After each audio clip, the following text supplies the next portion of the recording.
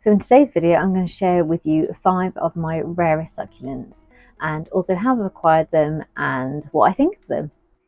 So I don't know if this is the rarest, but this is one that everyone wanted to get their hands on, and it had a bit of a reputation for a while that it was quite expensive. I think it was like over £100, and just something that I've always thought was absolutely beautiful. So this is the Absolute Beauty. So its nickname is Unicorn Poo, probably because of the colours and the droplets of the plant. I will put the real name on screen. I don't know how to pronounce it, but yeah, this plant is amazing. I love it. I actually imported this one from overseas, and I've done that with my others as well because I've got a few of them. I haven't ever killed one, or have I? Oh, I had one small one has rotted, but that was imported, and I do wonder if the import and how they spray it, obviously for legal reasons, I wonder if that did something to it. So I don't think I've ever killed one personally. They do seem quite easy, and I don't want to say that and jinx it, but they are quite thirsty. Obviously just let them dry out, as per all succulents, let them dry out completely between watering, but I find they're quite easy to tell you when they want water. Like the leaves here are quite squishy. These haven't had water for months because it's winter, so it's dormant at the minute. But yeah, they're beautiful. They've got these really lovely kind of pink colours to them, and the yellow and green. This is a variegated form. I do have the non-variegated as well. Let me show you. So this is the non-variegated, and it just doesn't look anything like the beautiful cousin.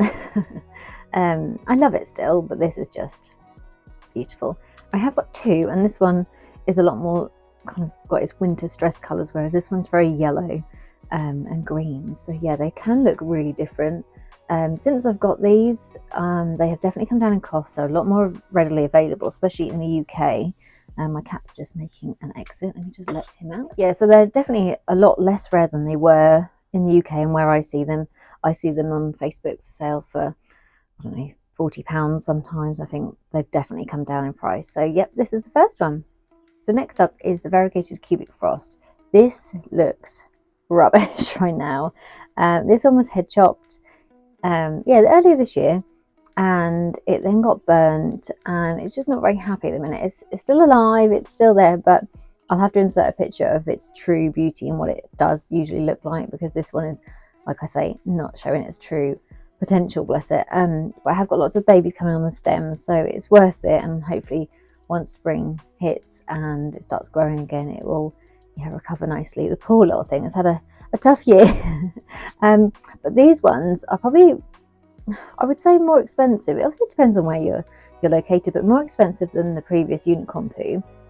I've seen these on Etsy for £300, which is ridiculous.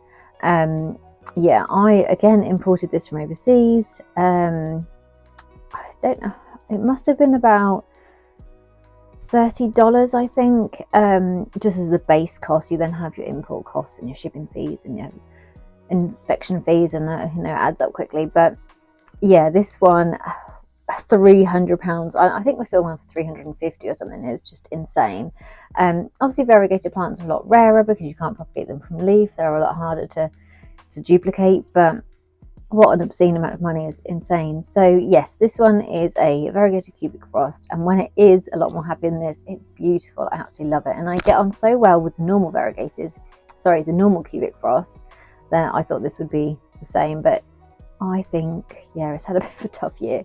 But my variegated shelf sometimes does get burnt. It's really strange. It has like July, August is fine, but then the kind of end of August, September, we get like a really good week. Well, we did last year in the summer, and I think some of them got a bit scorched. So yeah, some of my variegated ones don't look as amazing as usual. So yeah, can't wait till spring and they can continue to grow and look a bit happier again. So yeah, second one is variegated cubic frost.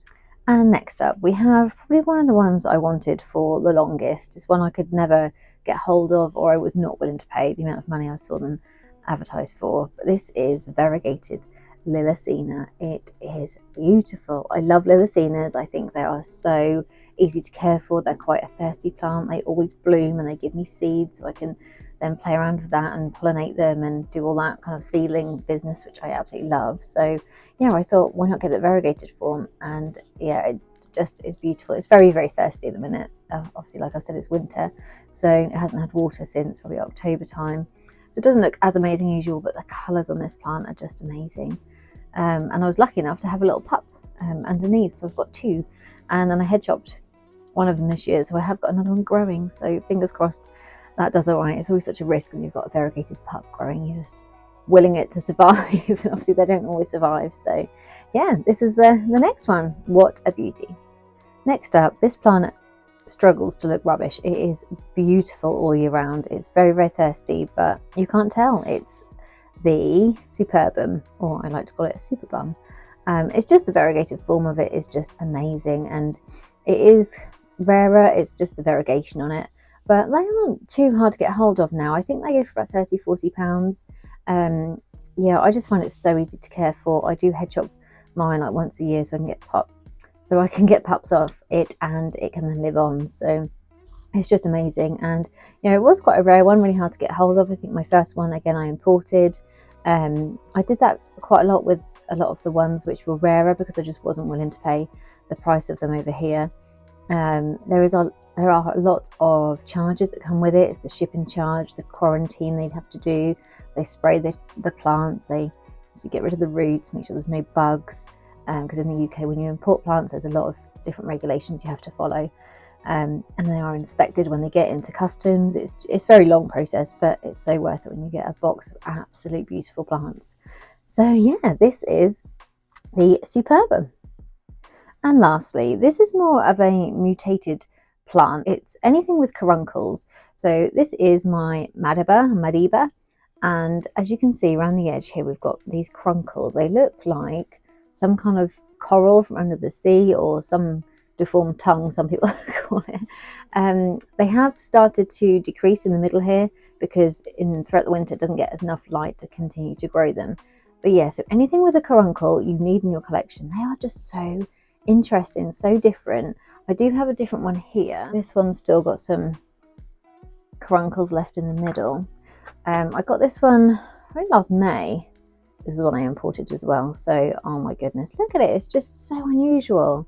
It's really different. So there's a linguus that's got caruncles. There's so many plants with caruncles, and they're just, yeah, I just think they're amazing. They're just so interesting. They just look like something under the sea, don't they? So yeah, that is my fifth one, which I would say is quite rare, because it's not something you'd find every day in your garden centre. So yeah, definitely get one of these in your collection. So that's it. They are my top 5, I would say, rarest succulents.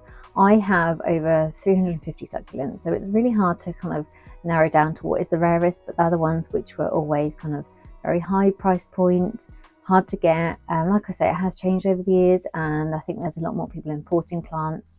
I'm not sure they're doing it through the right channels, but yeah, there's a lot more people importing them, so they are a bit more readily available, which means the price of them has come down, which is good for the collectors, but we just obviously need to make sure we are sticking to all the regulations. But yeah, I hope you enjoyed them. I've got so many other plants to share with you, and I'd like to do that on future videos. So if there's anything you'd like to see, please let me know. And if you enjoy the video, please subscribe to have a look at some more. So thanks for watching, and I'll see you next time.